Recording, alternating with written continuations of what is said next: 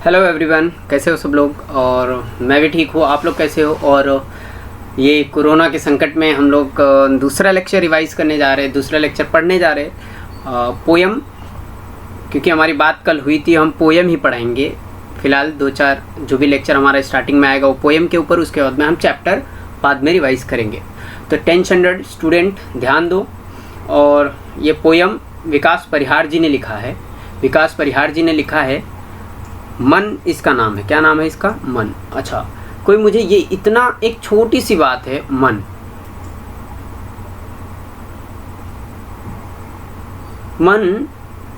का मतलब क्या होता है? मन का मतलब होता है, देखो ये सबका अपना अपना इच्छा होती है, वो तो सबको पता है, अच्छी बात है, लेकिन मन बहुत चंचल होता है। अच्छा, दुनिया में जो स्पीड होती है ना लोगों की, सबसे ज़्यादा मन, अगर कोई भी चीज़ गतिशील है, सबसे फास्ट है, तो मन है। 5 मिनट में गांव, 5 मिनट में लंदन, 2 मिनट में विदेश।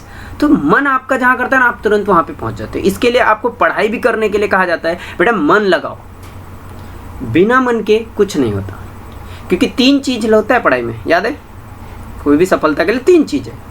तन, जो आप लेके तन बैठ जाते हो क्लास में या घर पे भी वीडियो देखने के लिए। दूसरा धन, जो आप फीस भरते हो या बुक खरीदने के लिए जो भी पैसा देते हो, वो धन है। और तीसरा है मन। अगर दोनों लगाया ना और मन नहीं लगाया एक छोटी सी चीज़, तो आपकी पढ़ाई नहीं होगी, आप सक्सेस नहीं हो पाएंगे। तो तीनों चीज़ जरूरी है, तन मन धन। तो फिलहाल अभी जो आप घर पे बैठ के देख रहे हो, वो तन और मन की ज़रूरत है, धन तो हम लेंगे नहीं, ऑनलाइन बैठे हैं। तो फिलहाल आप देखते रहिए वीडियो, और मन में ये चीज़ रखो कि हमें आगे बढ़ना है। हमें थोड़ा थोड़ा करके, जैसे बूंद बूंद से घड़ा बढ़ता है, वैसे हम थोड़ा थोड़ा करके रिवाइज करते और पढ़ते जाएंगे। क्लास में हम आके पढ़ेंगे, लेकिन अभी फ़िलहाल थोड़ा थोड़ा हम जितना भी मुझसे हो रहा है वो हम क्या कर रहे हैं, रिवाइज कर रहे हैं आप लोग के सामने। तो चलो स्टार्ट करते हैं। मन पहला, घना अंधेरा चमकता प्रकाश। क्या लिखा है? घना अंधेरा चमकता प्रकाश। दिख रहा है आप लोग को? घना अंधेरा लिखा है, चमकता प्रकाश।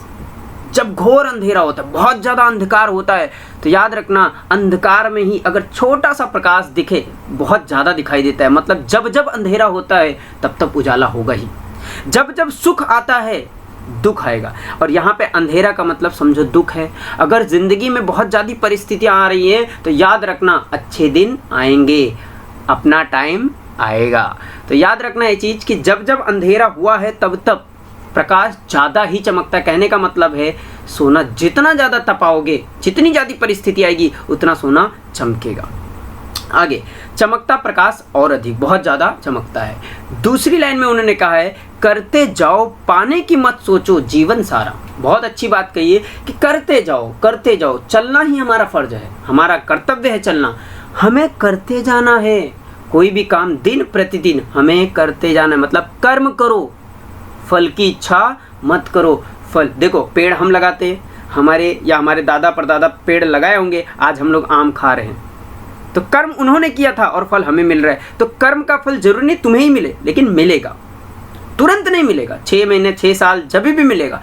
तो कर्म करते जाओ, फल की इच्छा मत करो। एक इससे मुझे याद आ रहा था कि किसी ने कहा था कि कर्म करो पर ध्यान रहे पथ छूटे ना। आप जो रास्ते पे चल रहे हो ना, वो रास्ता ना छूटे। आपका रास्ता क्या है? पढ़ाई का। तो कर्म करो पर ध्यान रहे पथ छूटे ना, इतनी दे वो हवा गुब्बारा फूटे ना। मतलब गुब्बारे में इतनी ज़्यादा, बलून में हवा मत भर दो कि फट जाए। भाई कर्म करते रहो, अपने पथ से पथ भ्रष्ट ना हो, पथ के रास्ते से अलग मत भटको। तो करते जाओ, पाने की मत सोचो, ये जीवन सारा, क्योंकि जीवन का नाम ही कर्म करना ही है। आगे बढ़ते, जीवन नैया मझधार में डोले, जिस प्रकार जिंदगी की नाव, बोलते हैं ना, मझधार में है, बीचों बीच में डोले, चल रही है, संभाले कौन? अरे भाई, जब तुम कम कर्म कर रहे हो ना, काम करोगे, हो सकता है भगवान तुम्हारा वेट कर रहा हो कि जब तक तुम कम कर्म नहीं करो तुम्हें फल नहीं मिलेगा। दशरथ मान जी, याद है लास्ट में मूवी में क्या कहा था कि हो सकता है हम बैठे भगवान के भरोसे कि जो भाग्य में लिखा होगा वो मिलेगा। लेकिन क्या कहा उन्होंने कि हो सकता है भगवान ये सोचता हो कि हमारे, या भगवान हमारे भाग्य में ये चीज़ लिख दिया हो कि बेटा जब तुम कर्म करोगे तब फल मिलेगा। तो हम भाग्य के आसरा बैठे, और हमें फल भी ना मिले। तो इससे अच्छा कर्म करते रहो। तो जीवन नैया मझधार में डोले, बीचों बीच मझधार में, संभाले कौन? इसे खुद ही तुम्हें संभालना है। खुद के ऊपर भरोसा रखोगे, है ना, तो सब लोग तुम्हारे साथ देंगे। तो इसीलिए कहा जाता है सेल्फ कॉन्फिडेंस, खुद के ऊपर क्या रखो? भरोसा रखो, तभी परमात्मा और पूरी कायनात मदद करती है। किसी भी चीज़ को दिल से चाहो तो पूरा कायनात मदद करता है उस चीज़ को मिलाने में। आगे बढ़ते, तो मुश्किलों से डरना नहीं चाहिए, लड़ जाना चाहिए मुश्किलों से, और कहना चाहिए मुश्किलें अपनी औकात में रहो, हमें लड़ना आता है। और जब डरोगे तो वो डराएगा, और नहीं डरोगे मुश्किल से तो वो भाग जाएगा। आगे, रंग बिरंगे रंग संग लेकर आया फागुन। अरे भाई, जब खुशी का माहौल आता है ना तो गम में नहीं बैठा करते।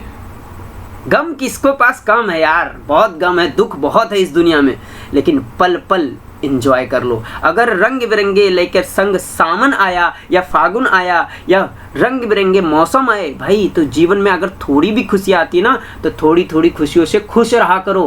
क्या पता कब बड़ी खुशी आए, तो छोटी छोटी खुशियों से भी खुश रहा करो यार। मुस्कुराते रहो, जिंदगी वही है, चलते रहना और मुस्कुराते रहना। मैं जिंदगी का साथ निभाते चला गया, है ना, याद है ना।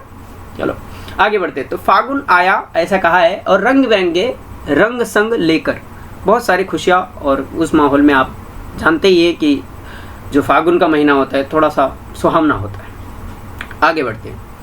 कांटों के बीच खिलखिलाता फूल देता प्रेरणा, हमें प्रेरणा देता है, सीख देता। क्या देता है? सीख।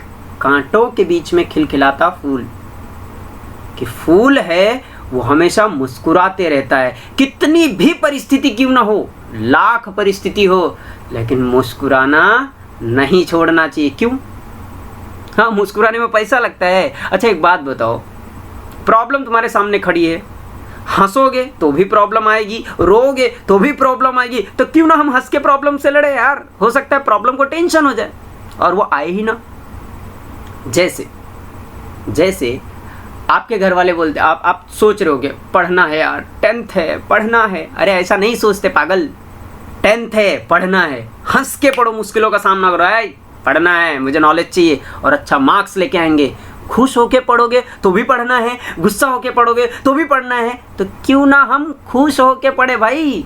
कांटों के बीच रहना है, बहुत मुश्किलें हैं, बहुत प्रॉब्लम है, उसके बीच में ही रहना हमें, लेकिन मुस्कुराते हुए रहना है। जैसे 32 दांत है, दांत कठोर है, उसके बीच में जीभ है, वो कोमल है।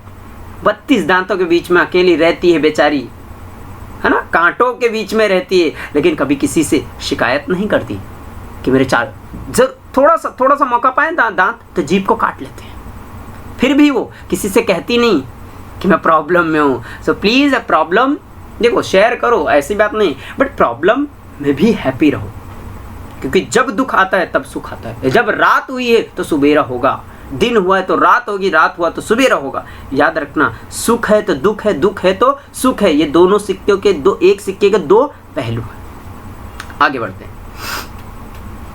भीतरी कुंठा आंखों के द्वार से बाहर आई, जो हमारी भीतरी मन का, अच्छा ये क्या होता है भीतरी कुंठा? कुंठा मतलब मन की जो पीड़ा होती है, बहुत ज़्यादा प्रॉब्लम मन में भर जाता है, ग्लानि, अरे यार बहुत प्रॉब्लम में हूँ। कुछ लोग होते ना छोड़ के चली जाए तो तकलीफ होती है साहब। अच्छा तकलीफ होती तो तकिया गीली होती, याद रखना, तकिया गीली होती है रात को। सब सोते हैं फिर रोते हैं, सब सोते हैं और हम रोते हैं, तब उस पगली लड़की की बिन जीना गद्दारी लगता है, उस पगली लड़की की बिन मरना भी भारी लगता है। कुमार विश्वास उनका शायर है। तो भीतरी कुंठा आंखों के द्वार से बाहर आई, मन में जो मलाल है, ग्लानि है, जरूरी है बाहर निकलना। किसी को दुख मिल जाता है इतना ज़्यादा और बेचारा वो रोता नहीं है, कोई अचानक से मर गया और वो रोता नहीं, तो लोग बोलते हैं इसको रुलाओ नहीं तो प्रचारी प्रॉब्लम में आ जाएगी। अरे भाई रुलाना तो ही है, अगर रोल मन के आंसू बाहर आते हैं ना आंखों के द्वार से तो मन शांत होता है। अब इसी बात पे याद आया था मुझे, छोटी सी बात है। किसी ने कहा कि आपकी आंखें बड़ी प्यारी हैं,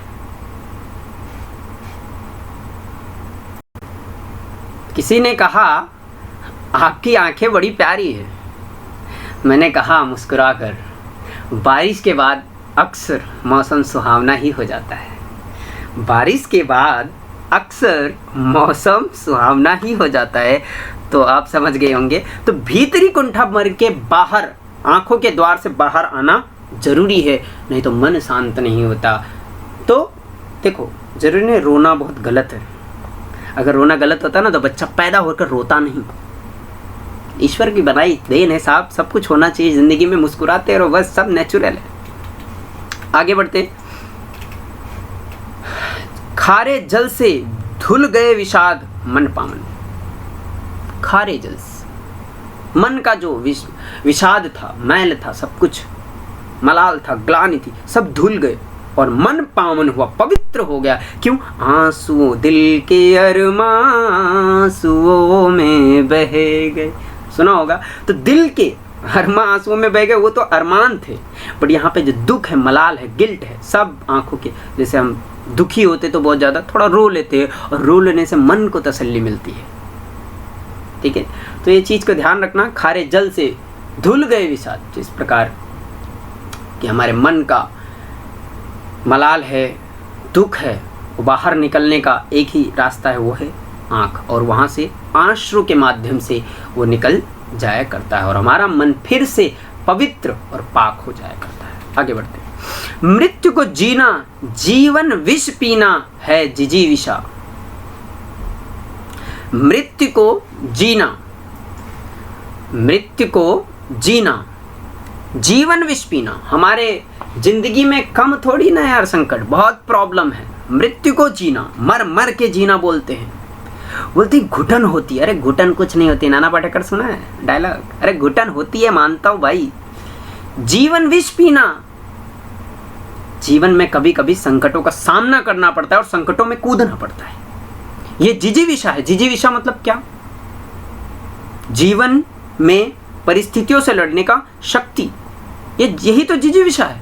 शक्ति हमारे अंदर, सामर्थ्य है कि हम मृत्यु से भी टकराएंगे और विष भी पिएंगे और जीवन भी हमारा रहेगा, क्योंकि हम जीना जानते हैं। तो मृत्यु को जीना, जीवन विष पीना।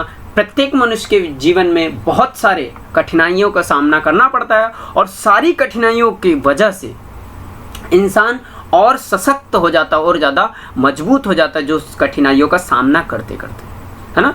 तो देखो, अगर हम किसी भी चीज़, इंसान चाहे तो बहुत कुछ कर सकता है। कहा जाता है खम खोक ठेलता है जब नर, पर्वत के जाते पाँव खड़, मानव जब जोर लगाता है पत्थर पानी बन जाता है।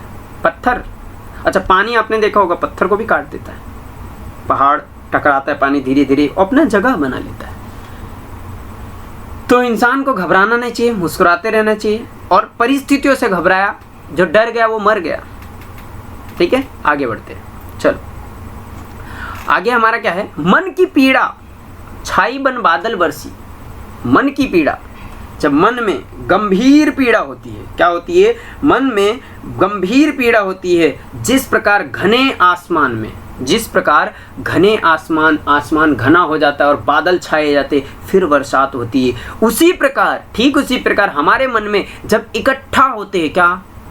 दुख, शोक, गम, तो हमारी छाई बन बादल, उसी प्रकार जैसे बादल छा के फिर बरसता है, वैसे भी हमारे मन को जब छा जाता है दुख और घेर लेता है, तब हमारी आंखों के माध्यम से वो बरस जाया करता है क्या? नीर आश्रु, और वो आंसू बहने से हमारा मन पवित्र हो जाया करता है। आगे, चलती साथ पटरिया रेल की फिर भी मौन है। साथ साथ में ही चलता है पटरिया, फिर भी क्या है? मौन है, चुप है, नहीं बोलता। भाई साहब, जीवन में ना बहुत सारे लोग हैं जिनके पास सब कुछ है लेकिन कभी घमंड नहीं करते। रतन टाटा जी देख लीजिए, सब कुछ है उनके पास, क्या किस चीज़ की कमी है, लेकिन कभी घमंड किया है क्या? तो ऐसे महापुरुष, महान पुरुष जो हमारे देश में, हमारे देश भारत गौरव, जैसे हमने कल पढ़ा भारत महिमा, तो भारत गौरव का सम्मान बनाते हैं। तो चलती साथ पटरिया रेल की फिर भी क्या है? मौन है। वे सदा क्या रहते हैं? मौन, एक दूसरे से कभी बात नहीं करते हैं। और हमें भी यही सीखना चाहिए कि घमंड ना दिखाएं। सितारे छिपे बादलों की ओट में सूना आकाश। सितारे छिपे बादलों के ओट में, जैसे सितारे छिप जाते हैं बादल के ओट में, आड़ में, और आकाश सूना हो जाता है। कब? जब प्रकाश आता है। जब सूर्य आता है ना तो चांद और तारे छिप जाया करते। क्यों छिपते हैं बताओ? क्योंकि जब प्रकाश तेज होता ना तो उसके सामने कोई टिक नहीं पाता, मतलब तुम्हारे तेज के सामने कोई रुक नहीं पाएगा। कोई भी समस्याएं आपके सामने रुक नहीं सकती, क्योंकि जब प्रकाश सामने से आएगा ना कोई समस्याएं नहीं रुक सकती, किसी प्रकार का अंधकार नहीं रह सकता। इसलिए वो लोग कहा जाता है छिप जाते हैं ओट में, बादल की ओट। आगे बढ़ते क्या लिखा है, तुमने दिए जिन गीतों को स्वर हुए अमर। याद है जगजीत सिंह की एक गजल थी, होठों से छू लो तुम मेरा गीत अमर कर दो। तो तुमने दिए जिन गीतों को स्वर हुए अमर, कवि का जो गीत है, जो पोयम मन, जिसको भी उसने स्वर दे दिया वो क्या हो गए? अमर, ऐसा कहा गया है। तो तुमने जिन गीतों को दिए स्वर, अगर ये हमारे जीवन की बात देखी जाए तो तुमने दिए जिन गीतों को स्वर, तुम्हारी वजह से जो मैंने कुछ लिखा है वो अमर हो गए। मतलब मैं तुमसे, हे जिंदगी, मैं तुमसे बहुत प्रेम करता हूँ और तुम्हें मैं वेस्ट नहीं, नुकसान, तुम्हें मैं ऐसे ही फालतू में वेस्ट टाइम पास नहीं करने आया भाई। हम टाइम यूटिलाइज करते, टाइम इन्वेस्ट करते। हम जिंदगी से, हमें प्यार है तो हम जिंदगी को नाहक में खर्च नहीं करेंगे, किसी परमार्थ के काम लगाएंगे, किसी भले के लिए लगाएंगे और किसी का उससे भला हो उस काम में हम इसको लगाएंगे जिंदगी को। आगे बढ़ते हैं। लास्ट में बोला है कि सागर में भी मतलब समुद्र में भी रहकर मछली प्यासी ही रही। सागर मतलब समुद्र में भी रहकर मछली प्यासी रही। मतलब क्या? अथाह धन है तुम्हारे पास, बहुत कुछ है, बहुत धन है, अगर तुम दान नहीं कर सकते, किसी के काम नहीं आ सकते, तो व्यर्थ है वो आपके लिए जितना धन है ना। जिस प्रकार सागर में मछली रहते हुए पानी नहीं पी सकती, प्यासी है। क्यों? क्योंकि पानी ही खारा है, किसी का काम नहीं आ सकता। कबीरदास जी की भी यही भजन है लिखी हुई कि पानी बीच मीन प्यासी, पानी के बीच मीन प्यासी, हमें सुनी सुनी आवे हंसी। तो वही यहाँ पे कि सागर में भी क्या, मछली रहकर प्यासी ही रही, प्यास नहीं बुझी। प्यास तालाब, छोटे तालाब के पानी से भी बुझ सकता है। इसलिए कहा जाता है, आज कोरोना के संकट में आप देख सकते हैं कि सागर में रहकर मछली, बहुत धन है तुम्हारे पास, एक भी रुपये आप दान नहीं कर रहे हो, एक रुपये आप दूसरे के भले के लिए नहीं खर्च कर रहे हो। कोई प्यासा है और तुम दान बहुत पैसे रखे हो, वेस्ट है, कुछ मतलब नहीं है। ऊपर जाओगे तो जीरो हो जाएगा ना आपके पास, आप कुछ लेके नहीं जा सकते। तो सागर में भी रहकर मछली प्यासी ही रही, प्यास तड़पती रही। तो ये हमारा कंप्लीट हुआ एक पोयम। एक हमारी बात हुई थी कल, हमने कहा था कि एक शायरी सुनाएंगे, बट शायरी नहीं, एक छोटा सा कोटेशन ये भी है कि आपको लगता होगा कि ये किसी और का है, बट ये कबीरदास जी की रचना है, कबीर जी की है या किसी संत महापुरुष की है। कि क्या है कि आलम है उदासी का हसरत सी बरसती है, आलम है उदासी का हसरत सी बरसती है, जिस दिन से गए हो तुम ये आंखें तरसती है, जिस दिन से गए हो तुम ये आंखें तरसती है। तो फिलहाल हम लोग इतने दिन से घर में स्टे होम बैठे हुए और कोरोना से लड़ रहे, तो आंखें तो सही बात है तरस ही रही हैं कि बच्चों लोग को अपने देखा नहीं मैं इतने दिनों से, और फिलहाल ऐसे ही वीडियो के माध्यम से आपको पढ़ा रहे हैं। जितना हो सकता है हम कोशिश कर रहे, और जो बचा हुआ रहेगा वो क्लास में हम डिस्कस कर लेंगे। तो फिलहाल आज के लिए इतना ही, और शेयर करें अपने फ्रेंड्स को भी, जो भी आपके स्कूल फ्रेंड हैं 10th स्टैंडर्ड के या आपके अदर क्लासेस के फ्रेंड हैं। आप भी फ़िलहाल तो हम जो रिकॉर्ड कर रहे हैं कुमावत क्लासेस, हमारा मार्शल क्लासेस है, और यशस्वी क्लासेस है, हमारा मजेस्टिक क्लासेस एंड अभ्यास ट्यूटोरियल, ये सारे हमारे कंटिन्यू कांटेक्ट में जुड़े हुए हैं। तो आप सभी स्टूडेंट को मेरी तरफ से बहुत बहुत धन्यवाद कि आप लोग घर पे बैठ के हमारे लेक्चर को देख रहे और हमारे सभी सहयोगी टीचर्स का लेक्चर देख रहे। तो उसके लिए बहुत बहुत धन्यवाद। आप लोग ऐसे ही पढ़ाई करते रहे, और हम फिर क्लास में मिलेंगे। तब तक के लिए अपने घर पे रहिए और हमें आज्ञा दीजिए। धन्यवाद।